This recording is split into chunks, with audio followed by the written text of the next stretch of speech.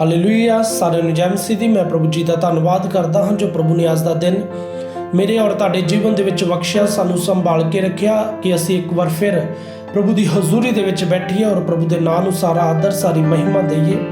ਆਈਏ ਆਪਣੀ ਅੱਖਾਂ ਨੂੰ ਬੰਦ ਰੱਖੋ, ਆਪਣੇ ਹੱਥਾਂ ਨੂੰ ਉਠਾਓ, ਅੱਜ ਦੇ ਵਚਨ ਦੇ ਲਈ ਪ੍ਰਾਰਥਨਾ ਕਰੋ। ਸਵਰਗੀ ਪਿਤਾ ਪ੍ਰਭੂ ਯਿਸੂ ਜੀ, ਅਸੀਂ ਇੱਕ ਮਨ ਹੁੰਦੇ ਹਾਂ, ਤੁਹਾਡੀ ਹਜ਼ੂਰੀ ਦੇ ਵਿੱਚ ਆਉਂਦੇ ਹਾਂ ਪ੍ਰਭੂ। ਅਸੀਂ ਆਪਣੇ ਹਿਰਦੇ ਨੂੰ ਖੋਲ੍ਹਦੇ ਹਾਂ ਪ੍ਰਭੂ, ਅੱਜ ਦੇ ਵਚਨ ਨੂੰ ਗ੍ਰਹਿਣ ਕਰਨ ਦੇ ਲਈ ਸਾਡੀ ਅਗਵਾਈ ਕਰੋ। ਪਵਿੱਤਰ ਆਤਮਾ ਜੀ, ਸਾਨੂੰ ਸਿਖਾਓ ਤਾਂ ਜੋ ਅਸੀਂ ਤੁਹਾਡੀ ਮਹਿਮਾ ਦੇ ਵਿੱਚ ਅੱਗੇ ਵਧਦੇ ਜਾਈਏ ਔਰ ਗੁਰੂ ਹੁੰਦੇ ਜਾਈਏ। ਪ੍ਰਭੂ ਯਿਸੂ ਜੀ ਦੇ ਸਾਮਰਥੀ ਔਰ ਜ਼ਿੰਦਾ ਨਾਮ 'ਚ ਮੰਗਦੇ ਹਾਂ, ਆਮੀਨ। ਹਾਲੇਲੂਇਆ। ਆਈਏ ਜਦੋਂ ਅਸੀਂ ਅੱਜ ਦੇ ਵਚਨ ਨੂੰ ਪੜ੍ਹਦੇ ਹਾਂ, ਮੈਂ ਤੁਹਾਨੂੰ ਦੱਸਣਾ ਚਾਹੁੰਦਾ ਹਾਂ ਕਿ ਅੱਜ ਦੇ ਵਚਨ ਨੂੰ ਪੜ੍ਹਨ ਤੋਂ ਪਹਿਲਾਂ ਮੈਂ ਤੁਹਾਨੂੰ ਦੱਸਦਾ ਹਾਂ ਕਿ ਮੈਂ ਦੋ ਮਨੁੱਸ਼ਾਂ ਦੇ ਬਾਰੇ ਤੁਹਾਡੇ ਨਾਲ ਗੱਲ ਸ਼ੇਅਰ ਕਰਨੀ ਹੈ। ਇੱਕ ਜੋ ਧਰਮੀ ਮਨੁੱਖ ਔਰ ਦੂਸਰਾ ਜੋ ਦੁਸ਼ਟ ਆ, ਜੋ ਪ੍ਰਭੂ ਤੋਂ ਦੂਰ ਆ। ਹਾਲੇਲੂਇਆ। ਮੈਂ ਤੁਹਾਨੂੰ ਦੱਸਦਾ ਹਾਂ ਕਿ ਜਿਹੜਾ ਧਰਮੀ ਆ, ਜਦੋਂ ਪ੍ਰਭੂ ਦੇ ਭੈ ਦੇ ਵਿੱਚ ਰਹਿੰਦਾ ਹੈ, ਪ੍ਰਭੂ ਦੇ ਹੁਕਮਾਂ ਦੇ ਉੱਤੇ ਚੱਲਦਾ ਹੈ, ਕਿਸ ਤਰ੍ਹਾਂ ਪ੍ਰਭੂ ਦੀ ਬਲੈਸਿੰਗ ਉਹਦੇ ਜੀਵਨ ਦੇ ਵਿੱਚ ਕੰਮ ਕਰਦੀ ਹੈ, ਉਹ ਪ੍ਰਭੂ ਦੇ ਨਾਂ ਦੇ ਵਿੱਚ ਅੱਗੇ ਵੱਧਦਾ ਹੈ। ਮੈਂ ਤੁਹਾਨੂੰ ਦੱਸਦਾ ਹਾਂ ਕਿ ਜਿਹੜਾ ਦੁਸ਼ਟ ਆ ਉਹ ਕਿਸ ਤਰ੍ਹਾਂ ਪ੍ਰਭੂ ਤੋਂ ਦੂਰ ਹੁੰਦਾ ਹੈ, ਔਰ ਜਦੋਂ ਦੂਰ ਰਹਿੰਦਾ ਹੈ ਤਾਂ ਸਾਰੀ ਬਲੈਸਿੰਗ ਜੋ ਧਰਮੀ ਦੇ ਜੀਵਨ ਦੇ ਵਿੱਚ ਹੁੰਦੀ ਹੈ, ਦੁਸ਼ਟ ਉਸ ਤੋਂ ਵਾਂਝਾ ਰਹਿ ਜਾਂਦਾ ਹੈ। ਹਾਲੇਲੂਇਆ। ਆਈਏ ਜਦੋਂ ਅਸੀਂ ਅੱਜ ਦੇ ਵਚਨ ਨੂੰ ਪੜ੍ਹਦੇ ਹਾਂ, ਜ਼ਬੂਰਾਂ ਦੀ ਪੋਥੀ ਪਹਿਲਾ ਜ਼ਬੂਰ, ਉਸ ਦੇ ਵਿੱਚ ਸਾਨੂੰ ਇਹ ਸਿੱਖਣ ਨੂੰ ਮਿਲਦਾ ਹੈ ਇੱਕ ਧਰਮੀ ਇਨਸਾਨ ਦੇ ਬਾਰੇ ਔਰ ਦੂਸਰਾ ਦੁਸ਼ਟ ਦੇ ਬਾਰੇ। ਹਾਲੇਲੂਇਆ। क्या ही धन्य है वह पुरुष जो दुष्टों की युक्ति पर नहीं चलता और ना पापियों के मार्ग में खड़ा होता और ना ठट्ठा करने वालों की मंडली में बैठता है, परंतु वह तो यहोवा की व्यवस्था से प्रसन्न रहता है और उसकी व्यवस्था पर रात दिन ध्यान करता रहता है। हालेलुया। प्रभु ਦੇ वचन ਦੇ ਵਿੱਚ ਲਿਖਿਆ, ਪ੍ਰਭੂ ਦੇ ਜਿਹੜਾ ਭੈ ਦੇ ਵਿੱਚ ਰਹਿੰਦਾ ਆ, ਪ੍ਰਭੂ ਨੇ ਉਸ ਨੂੰ ਧੰਨ ਕਿਹਾ। ਹਾਲੇਲੂਇਆ। ਮੈਂ ਤੁਹਾਡੇ ਨਾਲ ਉਹ ਗੱਲਾਂ ਨੂੰ ਸ਼ੇਅਰ ਕਰਾਂਗਾ, ਪ੍ਰਭੂ ਦੇ ਵਚਨ ਨੂੰ ਸ਼ੇਅਰ ਕਰਾਂਗੇ। ਉਹ ਧੰਨ ਜਿਹੜਾ ਵਰਗ ਆ ਉਹ ਕਿਹੜਾ ਆ। ਹਾਲੇਲੂਇਆ। ਮੈਂ ਤੁਹਾਨੂੰ ਦੱਸਣਾ ਚਾਹੁੰਦਾ ਹਾਂ ਕਿ ਜਿਹੜਾ ਪ੍ਰਭੂ ਦੇ ਭੈ ਦੇ ਵਿੱਚ ਰਹਿੰਦਾ ਹੈ, ਪਾਪੀਆਂ ਤੋਂ ਜਿਹੜਾ ਦੂਰ ਰਹਿੰਦਾ ਹੈ, ਜਿਹੜੇ ਮਜ਼ਾਕ ਕਰਦੇ ਉਹਨਾਂ ਤੋਂ ਦੂਰ ਰਹਿੰਦਾ ਹੈ, प्रभु ने उन्हें धन्य किया है। हालेलुया।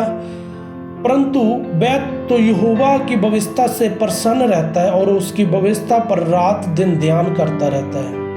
वो प्रभु की हजूरी दे विच आनंद नाल भरिया रहिंदा है, खुश रहिंदा है और दिन रात प्रभु के नाम नूं सारा आदर, सारी महिमा दिंदा है। तुहानूं दसना चाहुंदा हां कि धन जिहड़े वर्ग दे लोग आ वो किहड़े आ, किहड़ियां उन्हां दे विच खूबियां हुंदियां आ। हालेलुया। वो इस तरह के लोग होंगे ने, वो अपना भरोसा परमेश्वर में रखते हैं, जिनके पाप अपराध क्षमा किए गए और उक्त पाप से मुक्त है, कंगाल गरीब की सहायता करने वाले। परमेश्वर उनके साथ संगति करता है, परमेश्वर के भवन में रहते हैं, परमेश्वर से शक्ति पाते हैं, वे जानते हैं कि परमेश्वर की आराधना कैसे करना है। हालेलुया। परमेश्वर से ताड़ना पाते हैं, वह परमेश्वर का भय मानते हैं, अशुद्ध ना किया जीवन जीते हैं, खरी चाल चलते हैं, परमेश्वर के वचन को मानते हैं और प्रभु दे कोलों बुद्धि नूं लैंदे आ। हालेलुया। मैं तुहानूं दसना चाहुंदा हां ये धन वर्ग दे वो लोग आ जिन्हां नूं प्रभु ने धन किया। हालेलुया। और जिहड़ा प्रभु दे भै दे विच बणिया रहिंदा है और उस तो बाद उसके जीवन दे विच प्रभु ब्लैसिंग नूं रिलीज़ करते हैं। हालेलुया। जदों असीं 3 आयत नूं पढ़ते हैं, और वह उस वृक्ष के समान होगा जो बहती नालियों के किनारे लगाया गया है। प्रभु दे वचन दे विच सानूं सिੱਖਣ ਨੂੰ मिलता है। प्रभु दे वचन दे विच असीं देखते हैं कि एक उदाहरण ली गई उस दरख्त दे वांगर। प्रभु दा वचन सानूं सिखाउंदा है कि जिहड़ा धर्मी उस इंसान उस वृक्ष वर्गा होवेगा कि जो नालियां दे उत्ते जिन्हां दे विच दी पानी हर वेले चलदा रहिंदा है, उन्हां दे उत्ते जिहड़े दरख्त हुंदे आ वो हमेशा दूसरिਆਂ ਦੇ ਨਾਲੋਂ ਵੱਧ हरे भरे ਰਹਿੰਦੇ ਆ। ਉਹ ਸੁੱਕਦੇ ਨਹੀਂ ਔਰ ਉਹ ਆਪਣੀ ਸ਼ਕਤੀ ਦੇ ਵਿੱਚ ਵੱਧਦੇ ਰਹਿੰਦੇ ਆ। ਹਾਲੇਲੂਇਆ। ਮੈਂ ਤੁਹਾਨੂੰ ਦੱਸਣਾ ਚਾਹੁੰਦਾ ਹਾਂ ਕਿ ਉਹਦੇ ਪੱਤੇ ਕਦੀ ਸੁੱਕਦੇ ਨਹੀਂ, ਉਹ कभी पत्ते उहदे मुरझाउंदे नहीं और जो कुछ वह पुरुष करे वह सफल होता है। प्रभु का वचन सानू सिखाता है कि जिहड़ा धर्मी आ, जदों धर्मी प्रभु के भै दे विच जिहड़ा रहिंदा है, जदों वो प्रभु की हजूरी दे विच बणिया रहिंदा है, तो प्रभु उसनूं ब्लैसिंग दे नाल भरदे आ। और जो दुष्ट आ उसका जीवन किस तरह का होता है? दुष्ट लोग ऐसे नहीं होते, वह उस भूसी के समान होते हैं जो पवन से उड़ाई जाती है। प्रभु का वचन सानू सिखाता है कि वो धर्मी वांगर नहीं होंगे जिहड़े दुष्ट लोग आ, ना ही उन्हों का चाल चलन इस तरह होंदा है।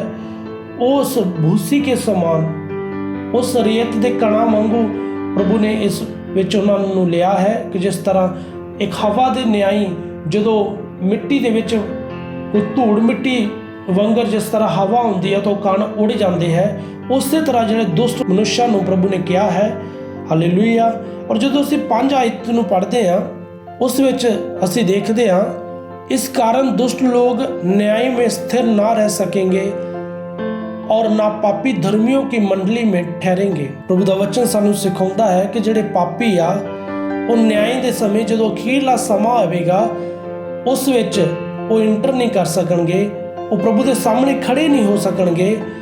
और ना ही जिहड़े आ पापी धर्मियों की मंडली विच परमेश्वर धर्मियों तो पापियों को वखरा कर दिंदा है। हालेलुया।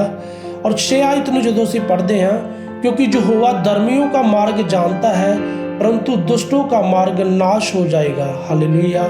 जिहड़ा परमेश्वर आ वो धर्मियों के राह नूं जानदा आ, पर जिहड़े दुष्ट आ उन्हां दा जिहड़ा मार्ग वो नाश हो जाएगा। हालेलुया। मैं तुहानूं दसना चाहुंदा हाँ कि जो असीं जबूरा की पोथी 32 जबूर दे विच पढ़ते हैं उसकी 6 आयत दे विच उस विच असीं देखते हैं कि जिहड़ा धर्मी इंसान आ किस तरह परमेश्वर उसकी राखी करता है और उसनूं संभाल के रखता है। हालेलुया। इस कारण हर एक वक्त तुझसे ऐसे समय में प्रार्थना करे जब कि तू मिल सकता है।